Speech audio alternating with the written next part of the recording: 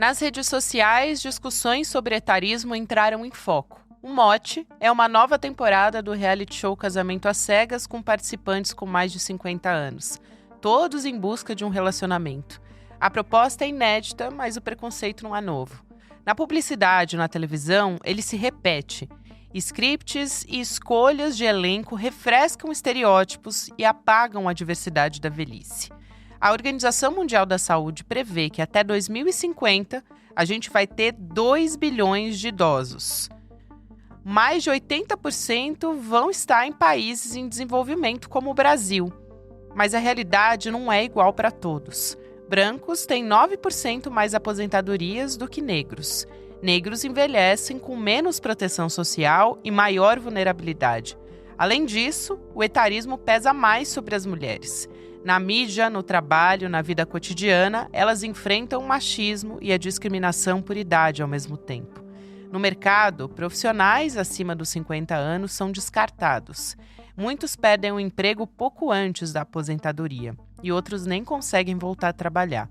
Olhando para esse cenário, a gente lembra que falar sobre o que parece ser um simples reality show não é tão simples quanto pode parecer.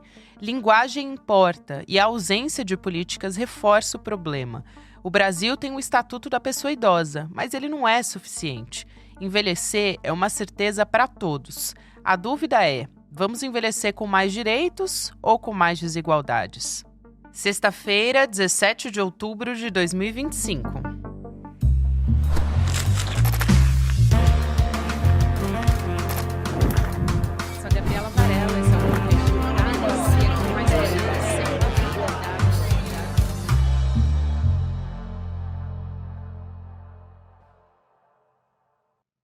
Olá, seja muito bem-vindo, seja muito bem-vinda. Eu sou a Gabriela, esse é o Videocast em Detalhes, que está começando. E aqui, todos os dias, de segunda a sexta-feira, a gente vai analisar uma temática, uma notícia importante do momento.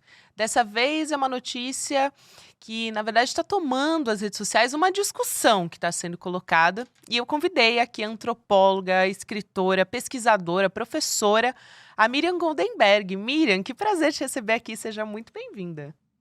Gabi, eu é que estou tão feliz que você nem imagina. Há muito tempo eu queria conversar com você. Eu também. Então, assim, eu tô lisonjeada de receber você aqui e pra gente falar. É uma discussão tão importante, que bom que ela está sendo colocada e que veio com esse boom do reality show Casamento às Cegas para quem tem mais de 50 anos, né?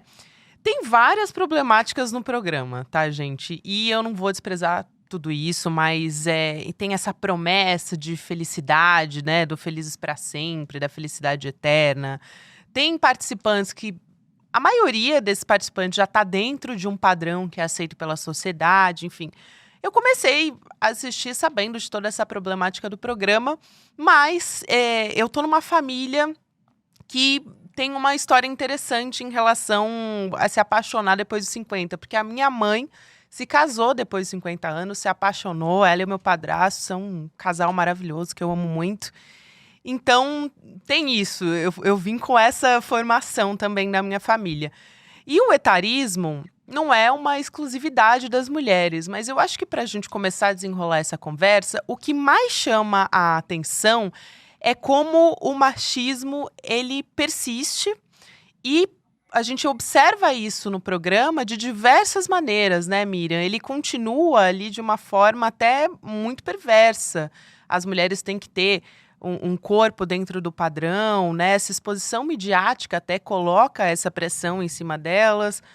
O amor, o desejo tem que estar também nessa conformidade do padrão. Então, eu acho que a gente pode começar a desenrolar nossa conversa por aí.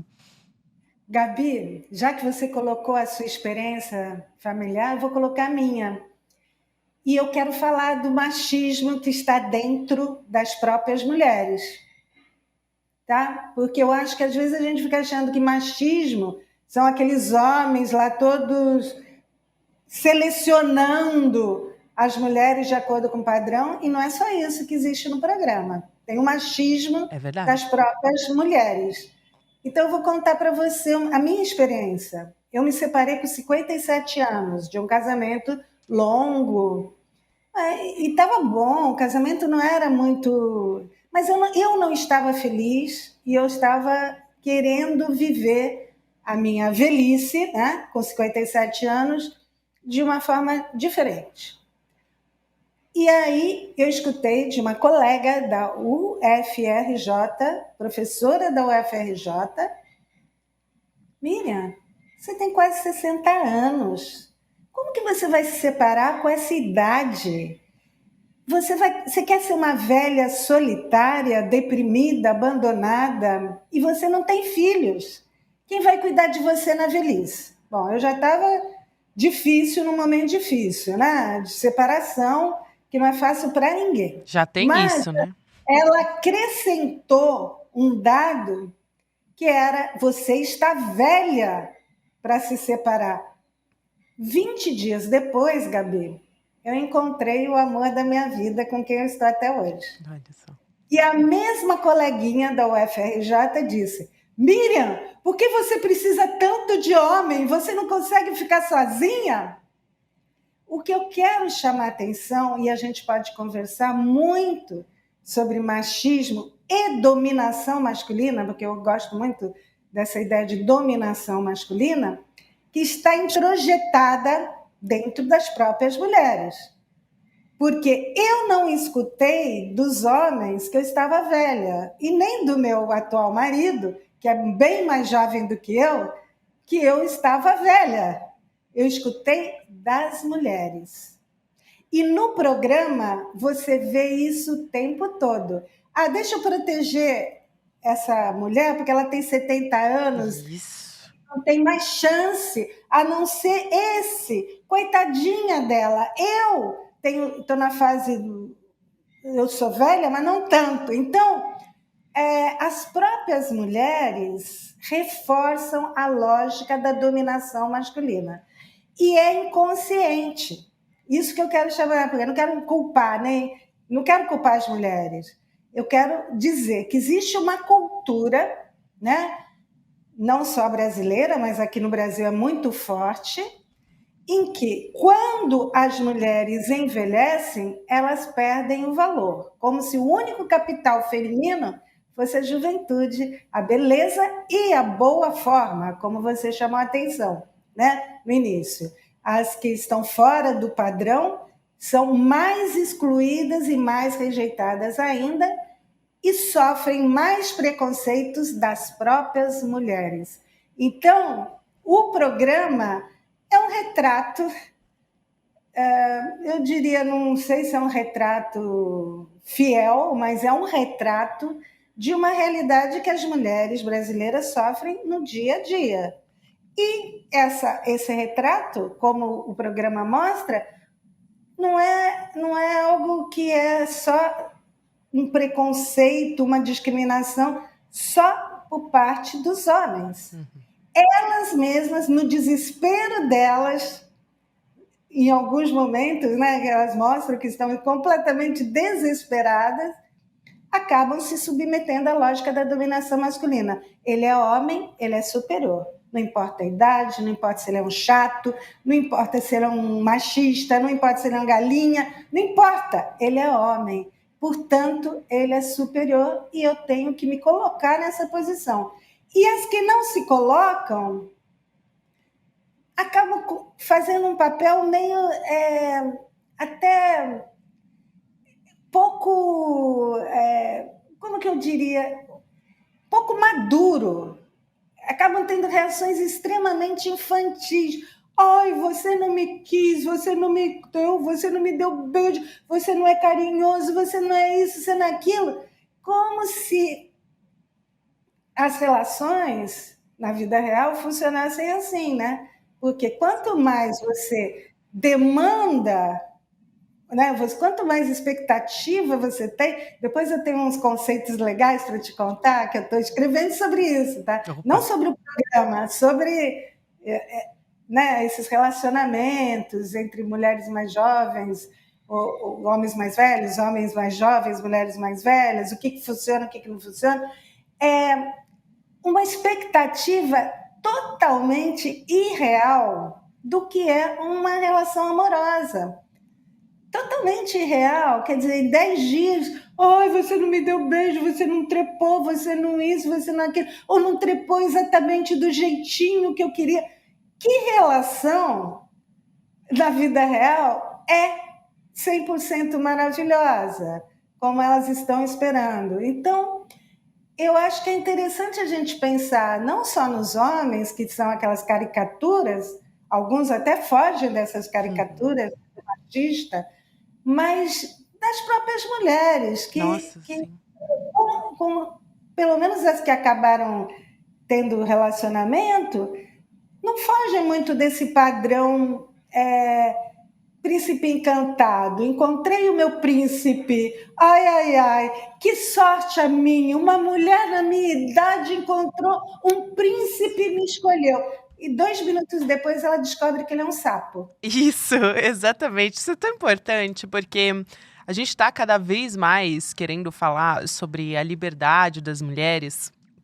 E você tocou num ponto muito importante, porque tem uma personagem ali, uma dessas mulheres, que ela tem 70 anos. E a amiga dela, enfim, a outra participante, ela é mais jovem, tem ali em torno dos seus 60, perdão.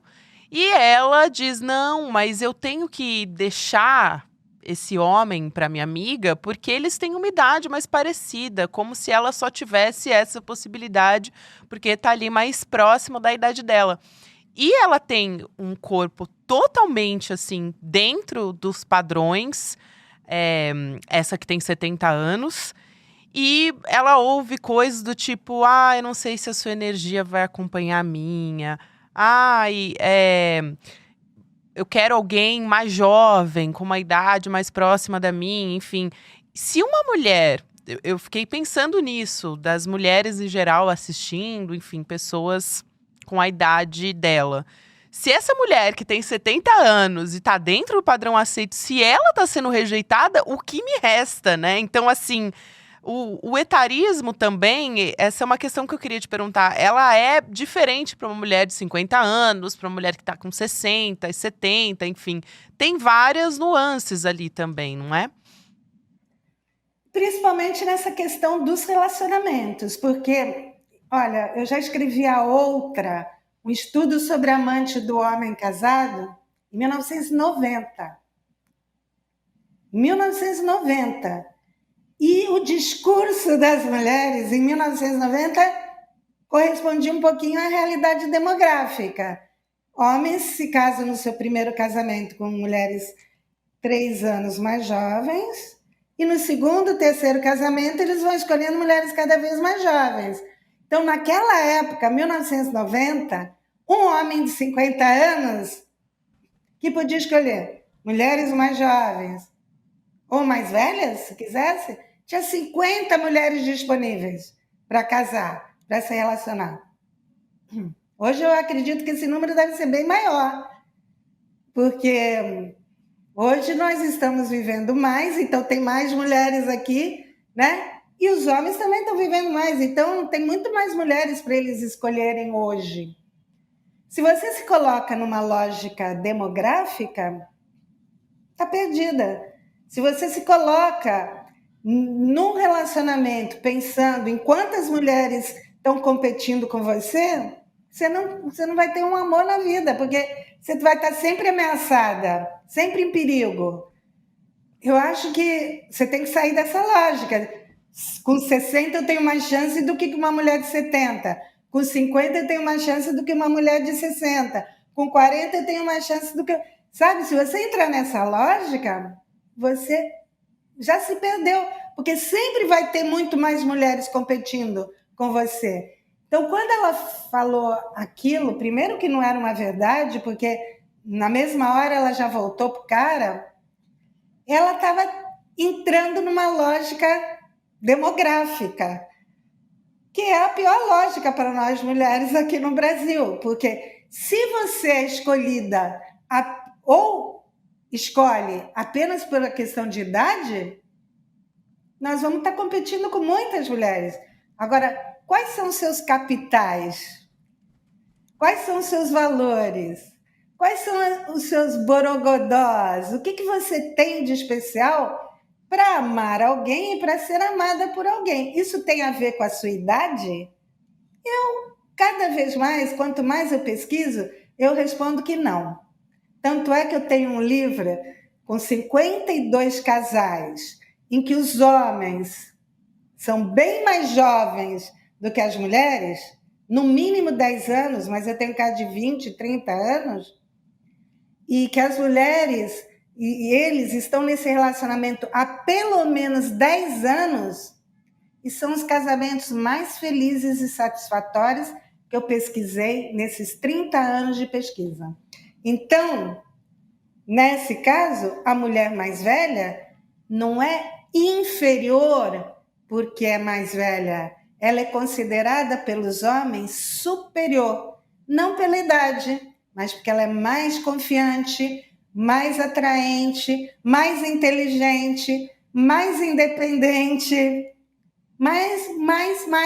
Ela é superior, não inferior, como a lógica cultural ou a lógica da dominação masculina quer que a gente se sinta. É verdade, tanto que a gente tem visto, nos últimos meses eu vi muitas matérias sobre mulheres que se relacionam com homens mais novos, isso estou falando aqui no relacionamento heterossexual, né? Mas, então, eu tenho observado, assim, que isso está em pauta, tem sido uma discussão, tá na novela das 9 também, na Vale Tudo, está sendo colocado. Eu quero te perguntar sobre o divórcio. Foi algo que veio na sua primeira fala, né? E que estão chamando um fenômeno de divórcio grisalho. E ele é impulsionado principalmente pelas mulheres. Essa questão da confiança também, né? Esse aumento do divórcio entre os casais com mais de 50, porque antigamente era, eu já tô há tantos anos com essa pessoa, não vou me divorciar agora. Como se depois dos 50 fosse o fim da vida. E agora a gente não vê mais assim, né? Tem a ver com várias questões, eu acredito. A nossa perspectiva de longevidade na nossa sociedade. E também acho que a independência da mulher, esse empoderamento todo, é uma palavra, enfim, que está aí há muito tempo já, e é quase que um pouco que faz parte mais do nosso cotidiano, né? Eu acabei de publicar na Folha de São Paulo vários artigos, né? E o mais recente agora foi o divórcio grisalho, né? Por que as mulheres querem se divorciar aos 50, 60, 70, 80? Tem vários motivos, né? Eu acho que não é só porque nós estamos vivendo mais, Com mas isso também é certeza. importante. Minha perspectiva de vida hoje é eu chegar a mais de 80 anos, quase 90. Tomara que eu chegue aos 100. Por que eu vou ficar numa relação que não está me dando tudo que eu preciso, que eu não estou feliz, é insatisfatória? Mais 30, 40, 50 anos. Esse é um motivo importante, mas eu não acho que é só isso, não. Eu acho que tem realmente uma autonomia maior das mulheres, eu gosto da palavra autonomia, de dizer o que eu quero para a minha vida. Tem uma cultura que diz que eu tenho que estar casada, que eu tenho que ter um homem, que eu tenho que ter valor, porque só tenho um homem, uma família com filho. Mas tem também uma cultura que diz que a mulher que escolhe, que é livre para ser ela mesma, está crescendo, está fazendo milhões de coisas, está escolhendo muito mais, tem um leque de opções que minha mãe não tinha. Minha mãe viveu uma relação extremamente violenta com um homem violento, abusivo, tóxico, e não pôde se separar. Não só pela questão financeira, mas porque naquela época não tinha nem divórcio, era um preconceito enorme. E ela viveu e morreu extremamente infeliz. E eu sou filha de mulheres que foram extremamente infelizes no casamento. Eu vou reproduzir isso na minha vida? Então, existe também uma geração libertária dos anos 60, a geração de Leila Diniz, né? Eu fiz a minha tese de doutorado sobre Leila Diniz, que fez essa revolução conjugal, amorosa, comportamental, corporal, sexual. Nós não somos a mesma geração da minha mãe. Então, Eu acho que é importante entender as nossas contradições.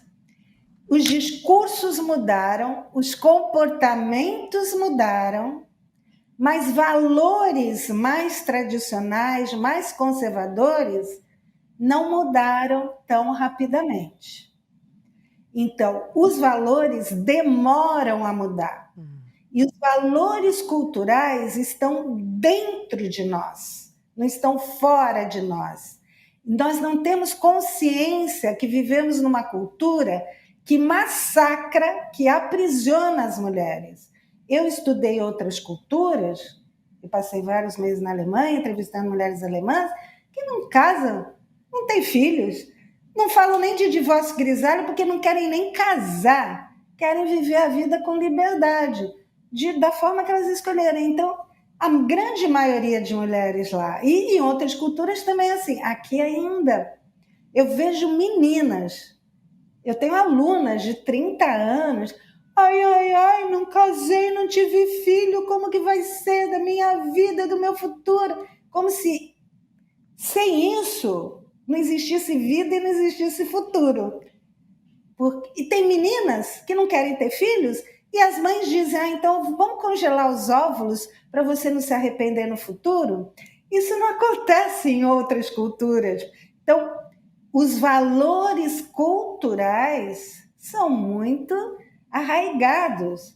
Então, se a gente não tiver consciência que não é um fracasso da mulher, que é uma cultura que está provocando esse sofrimento, na verdade, nós não temos muita saída, vamos acabar sofrendo desnecessariamente, porque já dá para a gente criar. Leila Diniz, em 1971, 1969, já revolucionou tanto e a gente ainda, não vou casar, não vou ter filho, como é que vai ser? Exato, eu acho isso fundamental aqui, porque a gente está falando de uma pressão. Claro, a nossa discussão é principalmente sobre o etarismo, mas essa pressão acompanha as mulheres ao longo de toda a vida. Então, aos 30 vai ter filho, se não vai ter que congelar óvulos, se não vai congelar óvulos, mas e aí depois, como é que você vai fazer para ter um filho? É a vida Quem vai inteira. cuidar de você na velhice? Eu escuto isso até hoje. Isso não é etarismo? Eu Com escutava certeza. aos 30, eu escutava aos 20. Isso não é etarismo? Quem vai cuidar de você na velhice? Eu faço essa pergunta na minha pesquisa. Quem vai cuidar de você na velhice? Mulheres com filhos ou sem filho, elas dão a mesma resposta. Eu mesma. E, em segundo lugar, elas dizem, minhas amigas. Os homens respondem, minha esposa, minhas filhas, minhas netas. Quem cuida? As mulheres. Com certeza. Isso é tão importante que você traz e tem toda essa guerra interna que a gente passa para conseguir também realmente se descolar dessas críticas que vêm dos outros. Como você disse, tem gente dizendo tem que deixar o cabelo, tem que assumir que está envelhecendo. Não, tem que fazer um monte de procedimento para se manter jovem e é sempre uma pressão, realmente. 300.000 horas de musculação eu nunca fiz, não vou fazer. Eu vou fazer meus exercícios que eu faço todos os dias, que eu sempre fiz, que eu caminho, que eu faço, mas não vou ficar nessa Pela saúde, né? Exato. Sabe, isso daí, nós estamos vivendo um momento que vai piorar, tá, Gabi? Porque cada vez mais o mercado descobriu que nós somos consumidoras neuróticas por causa do nosso pânico de envelhecer. Então, esse mercado agora está me oferecendo 1000 coisas para eu ficar uma Demi Moore. Sabe?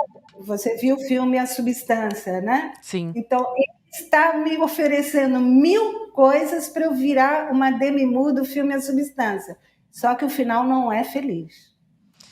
Não é feliz e quando a gente olha para os dados também, eu acho importante. Eu ficaria aqui, inclusive, mais de 1 hora conversando com você. Pena que a gente tem essa limitação no tempo do programa. E eu não quero deixar de perguntar sobre a questão de políticas públicas mesmo, de um preparo, porque a gente vai ter uma população cada vez mais envelhecendo. A gente tem dados da OMS, da Organização Mundial da Saúde, mostrando que o mundo vai ter 2 bilhões de idosos até 2050. Então, isso tem que estar sendo falado. Claro, a gente está falando aqui da questão do etarismo, mas também de como esses idosos, de como essas pessoas podem envelhecer bem, né? Sendo bem cuidadas, enfim, tendo o direito à saúde, à cultura também, mas a gente estava falando aqui sobre se exercitar de uma maneira, né? Quem é que pode se exercitar hoje? Quem é que tem direito? Tem várias questões aqui, né, interseccionais que passam pela nossa discussão, que também passam por uma questão social, de classe também. Eu me exercito num parquinho público que tem em vários lugares do Brasil, com um monte de velhinhos. É um parquinho da terceira idade. Eu faço meus exercícios lá de graça. Ainda conheço um velhinho, uma velhinha. Eles gostam de serem chamados assim. Eles me chamam de escutadora dos velhinhos, porque todos os dias eu conheço alguém de mais de 90, 95, 96 anos no parquinho. Eles dizem: nossa, Miriam, você é a única que gosta de escutar as nossas histórias. Você é uma escutadora dos velhinhos. E eu acho que o melhor exemplo, Gabi, é o que aconteceu na pandemia, né? O que as autoridades de então diziam? Velho tem que morrer. Velho está atrapalhando a economia. Por causa dos velhos é que as pessoas não voltam a trabalhar. O ministro da Economia de então disse: o grande problema do Brasil é que as pessoas querem viver até os 100 anos. Esse é o grande problema do Brasil. Então, a gente precisa começar do zero, pensar em que nós já somos um país... Hoje, nós já temos mais pessoas de 70 anos no Brasil do que crianças de 0 a 5 anos. Nós já somos um país de velhos. E daqui a pouquíssimo tempo vai ter mais gente de 80 do que criança de 0 a 5 anos. Então, precisa de uma revolução aqui. Mas eu acredito que a revolução verdadeira, que vai se transformar numa revolução maior, começa dentro das nossas casas e famílias. Hoje, a maior violência física, verbal e psicológica contra os mais velhos está dentro das nossas casas e famílias. Mais de 50% da violência denunciada pelo Disque 100 é praticada pelos próprios filhos e filhas. Mais de 10% pelos netos e netas. Isso é um mínimo, porque a maioria dos velhos não tem coragem, não, tem vergonha, tem medo de denunciar os próprios filhos e filhas. Então, eu acho que a revolução, né, que a gente mudar essa cruel realidade vai começar, tem que começar dentro das nossas casas e famílias. Tem mesmo, Miriam. Conversar com você também fez pelo menos uma pequena revolução aqui dentro de mim. Muito obrigada. E tenho certeza que também para as pessoas que estão nos acompanhando aqui também. Muito obrigada. Foi um prazer te receber. E eu quero te receber de novo. Não, conta comigo. Eu admiro muito o seu trabalho, o seu programa.